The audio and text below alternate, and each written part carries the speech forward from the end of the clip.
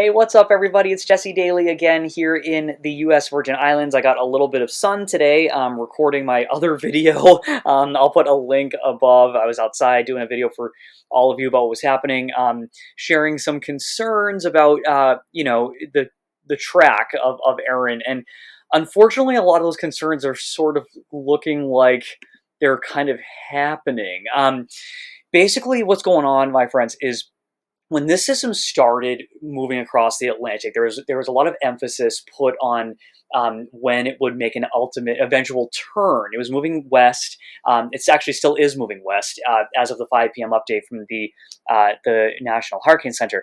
But there's been a lot of talk of when the storm will turn to the north, to the west northwest, and and when that curve will happen because of a break in high pressure north of Tropical Storm Erin that has been helping to steer the system.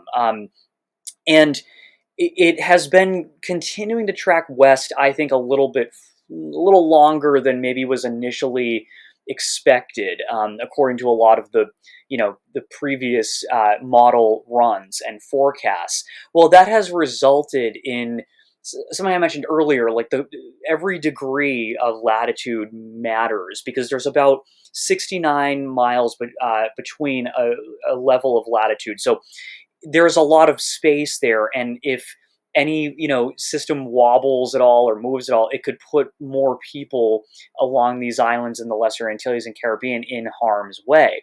Well, as of 5 p.m., there have been some significant developments. There have been some tropical storm watches that have been issued, including for Anguilla, Barbuda, Sint Maarten and St. Bartholomew, Saba, St. Eustace, and Sint Maarten. There's and more. The National Hurricane Center has noted that more watches and warnings are possible. We can look here again as of 5 p.m. Heavy rainfall across the northernmost Leeward Islands, the U.S. Virgin Islands, British Virgin Islands, as well as southern and eastern Puerto Rico may lead to isolated flash flooding and urban flooding along with landslides or mudslides. But it also notes here tropical storm conditions are possible for portions of the Leeward Islands where tropical storm watches are in effect. I just mentioned that to you beginning on Saturday as the core of Erin passes north of those islands. So that's good. The core is still likely to move north. But tropical storm conditions could also occur in portions of the Virgin Islands and Puerto Rico later in the weekend. Additional watches may be required tonight, which is Thursday, or on Friday. And then moving beyond that, the National Hurricane Center notes that while there is still uncertainty in what impacts might occur in portions of the Bahamas, the east coast of the U.S., Bermuda, the risk of dangerous surf and rip currents is increasing. So let's just take a look at this system as of now. This is tropicaltidbits.com. We're looking at infrared satellite imagery. Infrared satellite imagery measures the temperature of the cloud tops, meaning that where we see these really dark colors and actually some of the pink colors and the white, that is deep convection. Those are clouds that satellites are measuring the temperature of the top of the cloud. So if you picture it like these clouds are building really high up into the atmosphere, and when we see that, we typically can see that there's a strengthening storm and there's convection occurring, a strengthening storm, thunderstorms, wind, that sort of thing. It is still currently, as of 5 p.m., a tropical storm, but it's getting stronger. Rapid intensification could occur, and again, the storm tracks are still. Honestly, they're still unsettling, to be honest, for you, for me. This is 18Z, which is, let's see, 70, 2 p.m. East Coast time. And, the trend, the model trends are moving a little bit farther south. And actually, that is something that the National Hurricane Center noted in their most recent update. That's why, for example, when we look at the track of the storm. It actually has been, the National Hurricane Center noted that the track has been shifted southward a tiny bit in the next 72 hours, so the next 3 days, and then a little bit farther west during days 4 and 5, which is what we're looking at out here Monday and Tuesday, where there's a lot more uncertainty.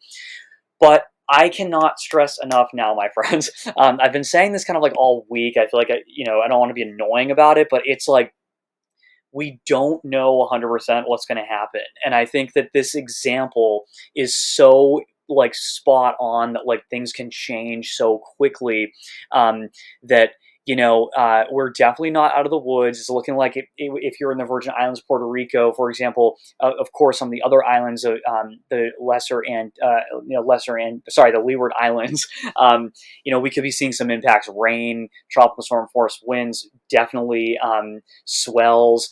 The good news of all of it is that it does appear that still that the core of the system will move north, which of course is fantastic news. Not guaranteed, but it is definitely good to see that most of the computer models are in agreement that it will move northeast of these beautiful little islands. Let's take a look quickly before I let you go at Google DeepMind AI. And again, it's like this was actually the 12 universal time coordinated run.